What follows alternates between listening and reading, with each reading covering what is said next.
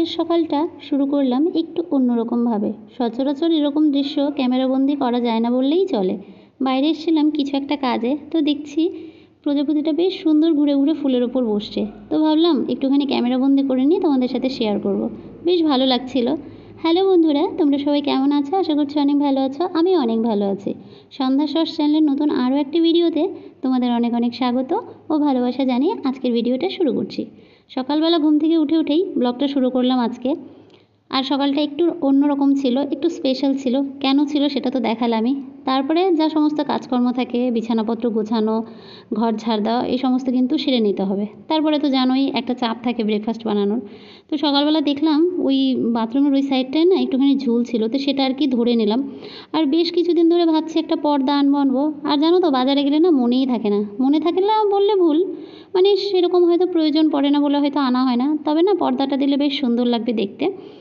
তো যাই হোক, কিছু জামাকাপড় ছিল। আর এখানে তো জানোই বৃষ্টির একটা ড্রামা চলে, তো সেই কারণে জামাকাপড়গুলো না ভেজা থাকলে কেমন একটা গন্ধ গন্ধ করে। তো যেগুলো ডেইলি ইউজের জামাকাপড় সেটা বাথরুমে রেখে দিলাম। আর এখন না একটুখানি জল ভরে রেখে দেবো। এখানে জলের খুব সমস্যা। মানে আমরা যে এরিয়াতে থাকি এখানে কি বলো তো, সাপ্লাইয়ের জলের ওপর কিন্তু সম্পূর্ণটা নির্ভরশীল।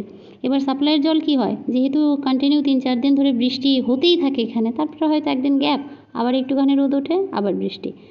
তো এখানে বৃষ্টি হলে একটাই বৈশিষ্ট্য এখানকার, যে হচ্ছে কারেন্ট থাকে না। আগের ভিডিওতে বহুবার বলেছি। এবার কারেন্ট না থাকলে কী হয় বলো তো, সাপ্লাইয়ের জলটা বন্ধ হয়ে যায় অটোমেটিক। সাপ্লাইয়ের জল না থাকলে সমস্ত কিছু বন্ধ হয়ে যায়। এবার দেখো, যে জলটা আমাদের ভেতর থেকে দেয় সেটা কিন্তু আমরা শুধুমাত্র খাবার জন্য কিন্তু ব্যবহার করি, খাবার বানানো, মানে যেটা খাই আর কি। বাকি কিন্তু আমরা ইউজের জন্য এই জলটাই ইউজ করি।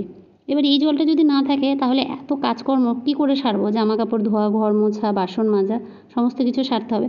তো তোমাদের দাদাভাইকে বললাম যে জলটা একটু তুমি ভরে রাখো।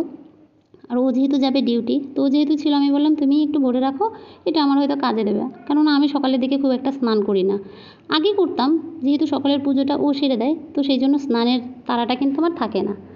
আমি ওই খাবার দাবার বানিয়ে দুপুরের দিকে স্নান করি। আর কি বলো তো, এখন গরমের দিন তো, মানে দুপুরে স্নান না করলে ভাল লাগে না। আর সকালে স্নান করলে আমার 3বার স্নান হয়ে যায়। শরীরটাও বেশ খারাপ খারাপ লাগে এখানে, মানে একটুখানি 19 থেকে 20 হলেই কিন্তু সমস্যা।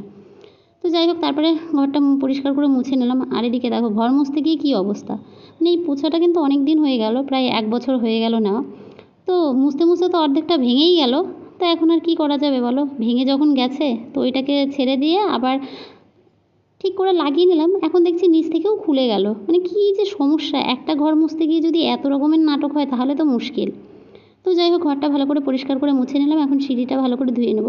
আর আজকে না মনে হচ্ছে বৃষ্টি হবে না, বলা ভুল, হবে না, কখন আবার চলে আসবে। তো সেই কারণে জামা কাপড়গুলো কেচে না আগে বাইরে শুকোতে দিয়ে দেবো। কেননা পরের দিকে বৃষ্টি আসলেও না এটা বারান্দায় রেখে দিলে শুকিয়ে যায়। তারপরে ব্রেকফাস্টে তো আজকে সেরকম কিছু বানাবো না।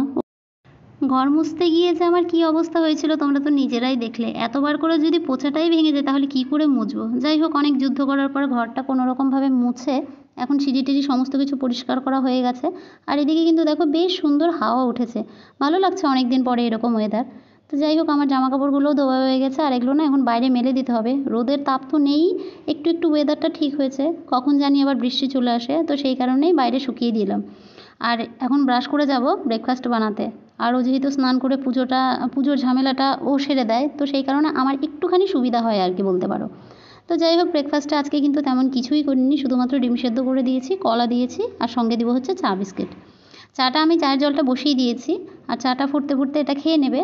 তো আমি কিন্তু প্রত্যেক দিন ব্রেকফাস্টে ওই মুড়িই খাই বেশিরভাগ। আর আজকে যেহেতু টাইমটা একটু কম ছিল, তো সেই কারণেই শর্টকাট ব্রেকফাস্টে দিয়েছি। ও বলছে আজকে অনেক হেভি হয়ে গেল আর কি, মানে কলা খেলে পরে, জল খেলে এমনি পেটটা ভরে যায়। তো বলছে আজকে আর লাঞ্চ করতে হবে না। তো যাই হোক, ও চলে যাবে এখন ডিউটি। আর আমি তারপর হচ্ছে আমার যে সমস্ত কাজকর্মগুলো আছে সেগুলো হচ্ছে সেরে নেব। আর এদিকে দেখো কি সুন্দর করে তোমাদের দাদাভাই দেখো পুজো করেছে, মানে বেশ সুন্দর করে ভক্তি সহকারে পুজোটা করে আর কি। আমিও হয়তো এত সুন্দর করে করতে পারি না। তো যাই হোক, এখন আমি ব্রেকফাস্ট করে নেব। আমার আর কি আজকে চা আর বিস্কিট দিয়েই মানে সেরে নেব। অনেকটাই বেলা হয়ে গেছে জানো তো, প্রায় 10:30 বেজে গেছে। কী করি না করি, কী করে যে বেলা এত পেরিয়ে যায় আমি বুঝতেই পারি না।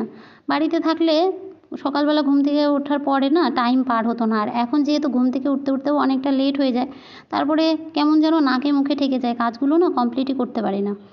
আর এদিকে চা আর বিস্কুট খেয়েই যাব হচ্ছে একটুখানি কাজ আছে সেই কাজগুলো সেরে রান্না করতে। আর বিস্কুট আমি সচরাচর খাই না। তো এখানে না একটা দোকানে বেশ ভালো আর কি বিস্কিট পাওয়া যায়। তো এই বিস্কিটটা হচ্ছে তোমার সুগার ফ্রি বোধহয়। তো বেশ ভালো খেতে, আর চায়ের সঙ্গে তো বেশ ভালো খেতে। আর আমার চা খাওয়ার অঙ্গভঙ্গিটা দেখো, মনে হচ্ছে কী যেন মুখের মধ্যে বীজ দিচ্ছি মনে হয়, যেহেতু আমি চা খুব একটা পছন্দ করি না বললে ভুল, মানে খেতে পারি না, যা হয় নাচতে না জানলে উঠোন বাঁকা, সেরকম আর কি একটা গল্প। তো যাই হোক, অনেক গল্প করে ফেললাম, এখন যাব হচ্ছে রান্নাঘরে। আর এদিকে না কালকে রাতের কিছু লুচি ছিল, তো সেটা রেখে দিয়েছিলাম, ভাবলাম সকালে খাবো। অনেকে কিন্তু চা দিয়ে লুচি খায়, আমার কেন জানি না ভালো লাগে না। আর আজকে রান্না করেছিলাম ওই শর্টকাট, মোচার ঘন্ট, একটুখানি করলা ভাজা, এই সমস্ত কিছুই আর কি। তারপরে রান্না টান্না সেরে চলে এসলাম স্নান করে এই সিঁদুর টিঁদুর পরতে। আর এদিকে আমার কিন্তু দুপুরের যে পুজোটা সেটাও কিন্তু সারা হয়ে গেছে। আর ওই যে বললাম না, আমার সকালে যেহেতু অনেকটাই দেরি হয়ে গেছিলো কাজ সারতে, আর এদিকে তোমাদের দাদাভাইও কিন্তু ডিউটি থেকে চলে আসছে, ও এসে বসে আছে। আর আমার এদিকে আজকে কাজই সারা হয়নি, কেন জানি না আজকে গরম লাগছে অত্যাধিক। আর এদিকে বাইরে কিন্তু মেঘলা মেঘলা আবহাওয়া, তারপরেও আমার অসহ্য গরম লাগছে আর কি। তো যাই হোক, ও খেতে বসে গেছে, ওকে খেতে দিয়ে দিব, ওর আজকে টাইম নেই, খেয়ে উঠে আবার চলে যাবে। আমরা কিন্তু খাবার আগে এইরকম একটুখানি বাসি ঠাকুরকে ভাত দিয়ে দিই আর কি, মানে দিয়ে প্রণাম করে তারপরে খাই। তো যাই হোক, ওকে খাবার দাবার দিয়ে দিয়েছি। তো খাওয়া দাওয়া করে একটুখানি মানে জলটা হচ্ছে তোমার শর্ট ছিল, তো জলগুলো ঢেলে নিচ্ছি, যেহেতু এখানে জলের একটা সমস্যা। তো বললো যে জারটা খালি করে দাও, আমি জলটা ভরে এনে দেবো। আর এদিকে দেখো আকাশে পুরো একদম মানে মেঘ ঘনিয়ে এসেছে, বৃষ্টি আবার আসবে, মানে দেখেই বোঝা যাচ্ছে যে বৃষ্টি আসবে। তো আমার জামা কাপড়গুলো শোকায়নি, আমি বারান্দাতে শুকোতে দিয়ে দিয়েছি। আর এদিকে দুধওয়ালা যে দিদি, উনি আজকে দুধটা অনেকটাই দেরি করে দিয়েছে, তো ভাবলাম যে দুধটা যদি ফেটে যায় সেই কারণে আর কি গরম করে নিলাম। এদিকে দেখো গল্প করতে করতে বৃষ্টি হয়ে গেল, মানে বৃষ্টির একতরফা নৃত্য কিন্তু হয়ে গেল, আবার আর একতরফা কখন আসবে মানে বলা মুশকিল। মানে এখানে এই ওয়েদার ভালো, এই খারাপ, তবে সব মিলিয়ে জানো তো বেশ ভালো। তারপরে একটুখানি রেডি হচ্ছি। কি ভাবছো, কোথাও যাব? যাব একটুখানি ঘুরতে। এই শাড়িটা নিয়েছিলাম এখানেই, এর আগের ব্লগে দেখিয়েছি, তো এই শাড়িটা নিয়েছিলাম, তো শাড়ি টাড়ি পরে রেডি হয়ে যাব। কি ভাবছো, সত্যি সত্যিই যাব? একদমই না, আসলে শাড়িটা নেওয়া হয়েছিল, ভাবছিলাম গোপাল টোপাল আছে, পুজো টুজো করবো। আর অনেক দিন জানো শাড়ি পরি না, তো সুতির শাড়ি পরতে বেশ ইচ্ছে করছিল। আর সুতির শাড়ি পরলে না একটুখানি ফোলা ফোলা লাগে, বেশ ভালো লাগে আর কি। আর আমি শাড়ি পরতে ভীষণ পছন্দ করি, এবং আমাকে শাড়িতে নাকি দেখতে ভালোও লাগে সবাই বলে। তবে জানো তো শাড়ি পরে তো সারাক্ষণ থাকা যায় না, তো আমি খুব একটা শাড়ি নিয়েও আসিনি। আসলে এই শাড়িটা নেওয়ার পরে সেভাবে আমি পরে ভিডিও বানাতে পারিনি বলে আজকে ভাবলাম বাইরে বৃষ্টি হচ্ছে, কোথাও যেতে পারবো না, তো শাড়িটারি পরে একটুখানি দু চার খানা রিলস বানিয়ে নিই, তো সেই কারণেই একটু রেডি হচ্ছিলাম। আর শাড়ি আমার দ্বারা একা পরা হয় না, তোমাদের দাদাভাই আমাকে একটুখানি হেল্প করেছিল। আর আমি কিন্তু সিম্পল থাকতে সবসময় পছন্দ করি। আমার ওই অড যে সাজা, মানে এক গাদা চোখে কাজল, এক গাদা সেই মুখে মানে মেকআপ করে আমার ভালো লাগে না। আমার যেটা আমি মানে আমার একদম সিম্পল থাকতে ভালো লাগে, শুধু আমি লিপস্টিকটা পরি আর একটা টিপ, এটাই হচ্ছে আমার সাজগোজের মধ্যে পড়ে আর কি। তো যাই হোক, তারপরে হচ্ছে রিলস টিলস বানিয়ে একটুখানি বেরিয়েছিলাম আমাদের এখানে। এগুলো কিন্তু সম্পূর্ণটা ক্যাম্পের এরিয়া। আর এখানে আমরা যখন যাচ্ছিলাম মানে অসম্ভব না শুটকি মাছের গন্ধ আসছিল। হয়তো আমাদের কাছে সেটা গন্ধ, কিন্তু এটা ত্রিপুরার বলতে পারো একটা মেইন খাবার, মানে শুটকি। এখানকার লোকের ট্র্যাডিশনাল খাবার হচ্ছে শুটকি, শুটকি ছাড়া এনারা ভাতই খায় না। কিন্তু আমাদের কাছে শুটকিটা না কেমন একটা অড লাগে, মানে আমরা বাঙালিরা অনেকেই শুটকি খায়, কিন্তু আমি পছন্দ করি না। ওই শুটকির যে একটা বীভৎস গন্ধ, সেটা আমার সহ্য হয় না। তবে তোমাদের দাদাভাই কিন্তু একবার এনেছিল চাটনি বানানোর জন্য, তো আমার দ্বারা হয়নি বলে সেটা আর কি যাই হোক ফেলে দিতে হয়েছে। তো চলো দেখতে থাকো কোথায় যাচ্ছি। সে কি এখানে ভিডিও বানানোর পায় না, হাতুড়ে তাকিয়ে থাকে। ওখানে গিয়ে আর করবো না, এইটুকু হেঁটে গিয়ে তারপরে ব্যাক ক্যামেরাই করবো। আর পিছনের সামনে লোক আসতেই থাকে, এখানে অফিসের রাস্তা না, এখানে 3 নাম্বার 4 নাম্বার 1 নাম্বার এর আসতেই, পেছনে দেখছো দুজন আসে, তুলে নিলাম ওদেরকেও।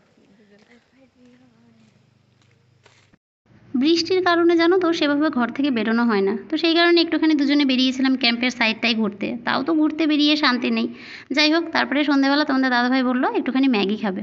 আর জানো তো ম্যাগি বানাতে বসেই না আমার মনে পড়লো, ইস ডিম তো নেই। এটাই হয় জানো তো, যখন কোনো কিছু বাড়ন্ত হয়ে যায় তখন রান্নাঘরে আসলে মনে পড়ে। তো তোমাদের দাদাভাইকে বলছিলাম একটু যাও না ডিমটা নিয়ে এসো। আর যেহেতু পাশেই দোকান, খুব একটা টাইম লাগে না, পেঁয়াজটা ভাজতে ভাজতে ডিম নিয়ে চলে আসবে। আর এদিকে যেন এতটা পরিমাণ শরীর খারাপ লাগছিল, এসে না মাথায় একটুখানি তেল দিয়েছি, আরও যেন দেখে মনে হচ্ছে অসুস্থ রুগী রুগী লাগছে আর কি। যদিও আমি একটু পাতলা সাতলা মানুষ, তো আমাকে একটুখানি রোগা পাতলা এই লাগে আর কি। আর তাতে করে একটুখানি তেল দিয়েছি, আরও যেন দেখে মনে হচ্ছে অসুস্থ রুগী। তো যাই হোক, গল্প করতে করতে ডিমটা নিয়ে চলে এসে, আর ম্যাগি আমরা খুব একটা খাই না বললেই চলে। আজকে সন্ধ্যেবেলা হঠাৎ করে এসে আবদার করলো যে একটুখানি ম্যাগি খাবে।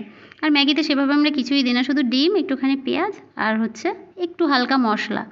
তো বলছিল এটা দিয়ে রাতে ডিনার করবে, কেননা অনেকটাই রাত হয়ে গেছে, ওই মোটামুটি সাড়ে আটটার মতন। আর এখন যদি ম্যাগি খায় রাতের দিকে আর ডিনার করার কোনো প্রয়োজন পড়বে না। আর এদিকে ওর সব সময়ের একটা নাটক, ক্যামেরার সামনে যদি বলি কেমন হয়েছে, মানে বেশ সুন্দর হয়েছে। জানি না আদৌ খেতে ভালো হয়েছে কি না, তবে আমি পরে যখন খেয়ে দেখলাম বেশ কিন্তু ভালো হয়েছিল, কেননা অনেক দিন পর পর খাই তো বেশ ভালো লাগে আর কি। তো যাই হোক বন্ধুরা, ভিডিওটা আর বড় করছি না। ভিডিওটা তোমাদের কেমন লাগলো প্লিজ কমেন্ট করে জানিও। আর যদি ভালো লেগে থাকে তাহলে আমার চ্যানেলটিকে সাবস্ক্রাইব করে আমার পাশে থেকো। ততক্ষণে ভালো থেকো, সুস্থ থেকো, টাটা। দেখা হবে নেক্সট কোনো ভিডিওতে। আর সবাইকে শুভরাত্রি।